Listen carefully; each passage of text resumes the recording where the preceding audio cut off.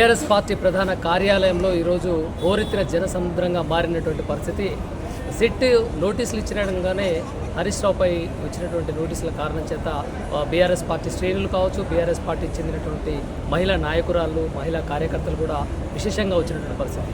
ఇదే క్రమంలో మనతో పాటు మాట్లాడడానికి నేను వచ్చిన బాబు అనే BRS party fire brand Pavani Goud ఉన్నారు. వారిని అడిగి తెలుసుకునే ప్రయత్నం చేద్దాం. మహిళా నాయకురాలు, బీఆర్ఎస్ పార్టీ బలోపేతానికి ఆర్నిషన్లు కృషి చేస్తున్నటువంటి నాయకురాలు అనొచ్చు. అదేవిధంగా సోషల్ మీడియాలో అప్డేటెడ్ వర్షన్గా ముందుకు సాగిపోతున్నటువంటి 2.0 పావని గౌడ్. నమస్తే అండి. ఏంటి ప్రతి సోషల్ పోస్ట్ వెనకాల మీ ఆంతర్యం, మీ ఆవేదన వర్ణాతీతంగా ఉంటుంది. ప్రతి పోస్ట్ అదే క్రమం చూడొచ్చు. అదే క్రమంలో ఇప్పుడు సిట్ నోటీసులు ఇచ్చినాక బీఆర్ఎస్ పార్టీలో చాలామంది హోరెత్తినటువంటి జనాన్ని చూసి భయపడింది అనుకోవాలా, లేకుంటే భయపెట్టాలని వచ్చి అనుకోవాలి? భయపెడతాం కానీ ఎక్కడన్నా భయపడ్డామా? 2001 నుంచి ఇప్పటి వరకు భయపెట్టడమే ఉన్నది కానీ బీఆర్ఎస్ పార్టీకి భయపడడం ఉన్నదా? ఆనాడు 2001 నుంచి మొదలు పెడితే తెలంగాణ వచ్చేదాకా కూడా 2 జాతీయ పార్టీలను ముచ్చెమటలు పట్టించి 3 చెర్ల నీళ్లు తాగిచ్చి ప్రతి ఒక్క రాష్ట్రంతో సత్సంబంధాలు, నాయకులతోటి సత్సంబంధాలు ఎదురు చేసుకొని అందరూ జై తెలంగాణ అనేటట్టు చేసి, తెలంగాణ ఇవ్వాలి అనేటట్టు చేసి తెలంగాణను తీసుకొచ్చిన నాయకుడి నాయకత్వంలో పనిచేస్తున్నాం మేమందరం. తెచ్చిన తెలంగాణ రాష్ట్రాన్ని 10 ఏళ్ల పాటు ప్రగతి పదంలో ముందుకు నడిపి తెలంగాణలోకి ఏం తెలుసురా పాలన అంటే అన్నోళ్ళే నోళ్ళు వెళ్ళబోయేలా పాలిస్తే తెలంగాణలో లెక్క పాలించాలిరా బై అని చాటి చెప్పినోళ్ళము, చేసి చూపించినోళ్ళము మా పార్టీ వాళ్ళము, మా బీఆర్ఎస్ పార్టీ వాళ్ళము, మా నాయకుడు కేసీఆర్ గారు. ఆయనే నాయకత్వంలో పనిచేసిన వాళ్ళు భయపడతారా ఎవరన్నా? మేమే భయపడతలేమంటే హరీష్ అన్న భయపడతారా, రామన్న భయపడతారా? సిట్టు హరీష్ అన్నను విచారిస్తలేదు, సిట్టునే హరీష్ అన్న విచారించొస్తాడు కొద్దిసేపట్లో. అంటే ఉదయం పూట జరిగినటువంటి ప్రెస్ మీట్, సాయంత్రానికి నోటీస్, దీన్ని ఎలా చూడొచ్చు? అంటే బామ్మర్దికి పాపం తండ్రి తెచ్చి బామ్మర్ది మేనమా ఉండాలని అంటారు కదా, బామ్మర్దికి ఆరోపణలు నిజమైతే అనేసి బామ్మర్ది ఆరోపణలు, బామ్మర్ది కుంభకోణాలు నిజాలు ఉన్నాయి కాబట్టి ఏ విధంగా బయట పడుతుందో మరి హరీష్ రావు గారు బయట పెడతారో అనే ఉద్దేశంతో ఈ సిట్టేసి ఆయనను ఏదో బెదిరించే ప్రయత్నాలు చేస్తున్నది. బీఆర్ఎస్ పార్టీల నాయకుల క్యాడర్ల మనోస్థైర్యాన్ని దెబ్బతీసే ప్రయత్నాలు చేస్తున్నాయి. కానీ మేము ఎన్నిసార్లు మమ్మల్ని ఇట్లా చేసినా కూడా మేమందరం ఏకమవుతానం తప్ప ఎవరికెవరం కొట్లాడుకుంటలేము. అందరం కూడా నీ మీదనే గురిపెట్టినాము, నిన్నే గద్దదించే ప్రయత్నాలు చేస్తాం. మున్సిపల్ ఎన్నికలు వస్తున్నటువంటి నేపథ్యంలో ఇలాంటి నోటీసులు ఇవ్వడాన్ని ఎలా చూడొచ్చు అంటారు? తెలంగాణ రాష్ట్ర ప్రజలు ఏం ఆలోచిస్తారు అనుకుంటారు? ఎన్నికల కోసమే ప్రతిదీ కదా, అటెన్షన్ డైవర్షన్ పాలిటిక్స్. 420 హామీలు 6 గ్యారంటీలను నెరవేర్చలేకనే డైవర్షన్ పాలిటిక్స్ చేస్తున్నాడు రేవంత్ రెడ్డి అనేటాయన. అంతే తప్ప ఏం లేదు. రేపు రాబోయే మున్సిపల్ ఎన్నికలల్లో, మొన్న పంచాయతీ ఎన్నికలలో ఏం జరిగిందో మీ అందరికీ తెలుసు. రేపు రాబోయే మున్సిపల్ ఎన్నికలలో కూడా ప్రజలు కర్రు కాల్చి బాధ పెడతారు కాబట్టి ఇటు దొంగ ఎట్లకున్న ఓటుకు నోటు దొంగ కేసులో దొరికిన దొంగ, ఆ దొంగ ప్రతి ఒక్క నాయకుడి మీద బురద చల్లే ప్రయత్నాలు చేస్తున్నాడు. క్లీన్ చీట్ ఉన్న నాయకుల మీద బురద కొట్టే ప్రయత్నాలు చేస్తున్నాడు. రేపు ఆ బురద గుంటలో కూరుకుపోతాడు, కొట్టుకుపోతాడు కూడా.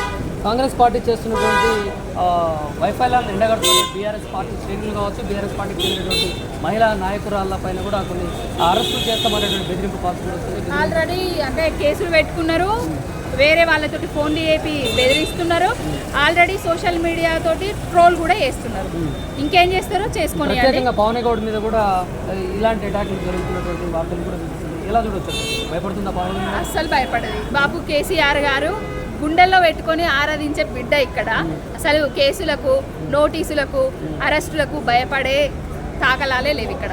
కొంతమంది కాంగ్రెస్ పార్టీకి చెందినటువంటి మహిళా నాయకురాలు ఏమంటారంటే ప్రత్యేకంగా పావని గౌడ్ అనే మీ పేరుని ప్రస్తావిస్తూ దాంట్లో మీరు ఎలా భత్యం తీసుకుంటున్నారని కూడా కొన్ని వార్తలు వినిపిస్తుంది. ఇప్పుడు కాంగ్రెస్ పార్టీ నుంచి వాళ్ళు కూడా మాట్లాడుతున్నారు కదా, మరి వాళ్లకు నెలకెంత భత్యం ఇస్తున్నది కాంగ్రెస్ పార్టీ అని నేను కూడా అడగొచ్చు కదా, కానీ నేను అడగలేను. ఎందుకంటే రాజకీయాలకు వచ్చేది జీతభత్యాల కోసం కాదు, రాజకీయాలకు వచ్చేది మహిళలు ఇంట్లో సంసారాన్ని అంతటిని చక్కట పెట్టుకొని పిల్లలు స్కూల్ పోతేనో కాలేజీలో పోతేనో వాళ్ళను పంపించి బయటికి వచ్చి రాజకీయాలు చేస్తారు.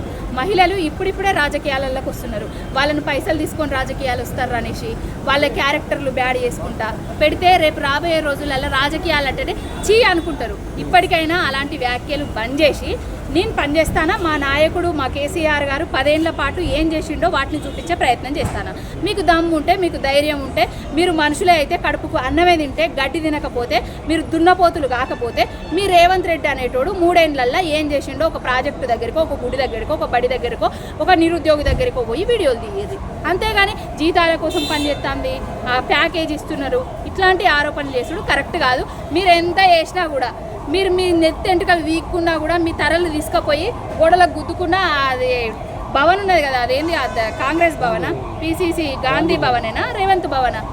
గాంధీ భవన్ అంటే కాంగ్రెస్ వాళ్ళు మంచోళ్ళు ఉంటుండే, మరి ఇది రేవంత్ రాక్షస భవన్ లెక్క తయారైంది.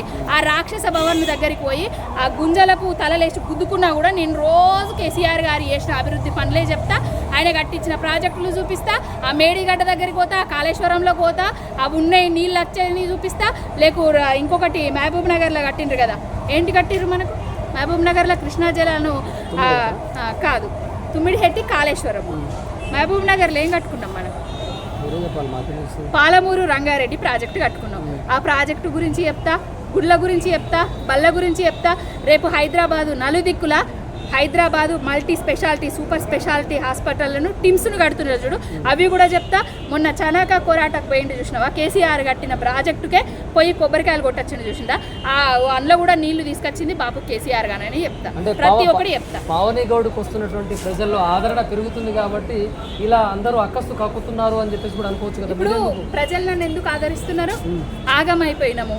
కేసీఆర్ గారు ఉన్నప్పుడు బాగుండే, టైంకు పెన్షన్ వస్తుండే, టైంకు కరెంట్ వస్తుండే, టైంకు రైతు బంధు పడుతుండే, టైంకు రైతులకు యూరియా ఆటోలలో తీసుకుపోయి పొలం కాడేస్తుండే. కేసీఆర్ గారు చేసినప్పుడు బాగుండే, పావని చూపిస్తుంది బాగుంది కాబట్టి ఇప్పుడు రేవంత్ రెడ్డి పాలన చూసిన తర్వాత ఆమె చెప్పింది నిజమని నమ్ముతున్నారు కాబట్టి నన్ను ఆరాధిస్తున్నారు, నన్ను కూడా గుండెల్లో పెట్టుకుంటున్నారు. ప్రతి ఒక్కరు వాళ్ళ ఇంటి ఆడబిడ్డ లెక్క చూసుకుంటున్నారు. కొంతమంది గిట్టనోళ్ళే పైసల కోసం దేనికోసం ఆశపడో నా మీద ట్రోల్స్ చేస్తున్నారు, అంతే తప్ప ఇంకొకటి ఏం లేదు. పావని గౌడు ఉద్యమ నాయకుడి బిడ్డ, ఒక ఉద్యమ నాయకుడి వెంబడి నడుస్తుంది. ఆయన ఆనవాళ్ళు ఆయన పనులు చూపించే ప్రయత్నాలు చేస్తుంది. మీరు ఎన్ని కేసులు పెట్టుకున్నా కూడా భయపడరా? అస్సలు భయపడా. ఎందుకు అంత భయపడకుండా బీఆర్ఎస్ పార్టీ బలోపేతం కోసం మీ ఇంటి పనులు కూడా చేసుకోవడం మానుకొని మొత్తం సోషల్ మీడియాలో కావచ్చు, మీడియాలలో కావచ్చు, డిజిటల్ మీడియాలో కావచ్చు, ఎందుకంత అంటే మీరు ఇంటి పనులు బంద్ చేసిన అనుకుంటున్నారు మీరు? నేను ఇక్కడ ప్రొద్దున రావడానికి మార్నింగ్ 3:30కి 4 o'clockకి లేచినాను. లేచి మొత్తం పనులు చేసుకొని నా పిల్లలకు బాక్సులు పెట్టి నేను హైదరాబాద్కి రావడం జరిగింది. ఇంటి పనులు చేస్తుంది, రాజకీయం చేస్తుంది, అన్నీ చూసుకుంటుంది పావని గౌడ్. కొండంత అభిమానం పెంచుకున్నట్టు పావని గౌడ్ చేతి మీద కేసీఆర్ బొమ్మ ఛాయాచిత్రం, దాన్ని కూడా అభిమానంతో చేసుకున్నటువంటి మీ వ్యక్తిగత విషయాలపైన కూడా వేరే వాళ్ళు వేరైతే చూపిస్తున్నారు. అలా మాట్లాడడం ఎంతవరకు? పిచ్చోళ్ళు వాళ్ళంతా. నా అభిమానాన్ని నేను పచ్చబొట్టు రూపంలో చూపించుకున్నా. మీకు దమ్ము ఉంటే, మీకు ధైర్యం ఉంటే, మీకు అభిమానం ఉంటే, మీ అభిమాన నాయకులు ఎవరో, నాయకులు ఎవరో, లేకపోతే మీ ఇష్ట దైవాలు ఎవరో, మీ భర్తనో మీ బిడ్డల ఫోటోలు వేసుకోర్రి. నేను మీ మీద నేనేం మాట్లాడట్లేదు కదా. నేను వేసుకున్న అభిమానానికి మీరు మాట్లాడే హక్కు లేదు, కానీ మాట్లాడుతున్నారు. పర్సనల్గా నేను వ్యక్తిగతంగా అడుగుతున్నాను, ఎందుకంటే మీరు చాలా సంవత్సరాలు తెలుసు కాబట్టి ఇలాంటి సోషల్ మీడియాలో వస్తున్నటువంటి వార్తలు కానీ ట్రోల్స్ కానీ వచ్చినప్పుడు మనసుకి బాధ అనిపిస్తుందా? ఎప్పుడు బాధపడలేదు, నేను ఎప్పుడు బాధపడలేదు, బాధపడను కూడా. ఎందుకంటే నేను చేస్తున్నది కరెక్ట్, నేను చేస్తున్నది నిజాలు చూపిస్తున్న జనాలకు. అబద్ధాలను నమ్మి మోసపోయి కాంగ్రెస్ పార్టీని గద్దెనెక్కించుకున్నారో 60 ఏళ్ళు అదే కాంగ్రెస్ పార్టీలో మోసపోయినాం, గోసపడ్డాం.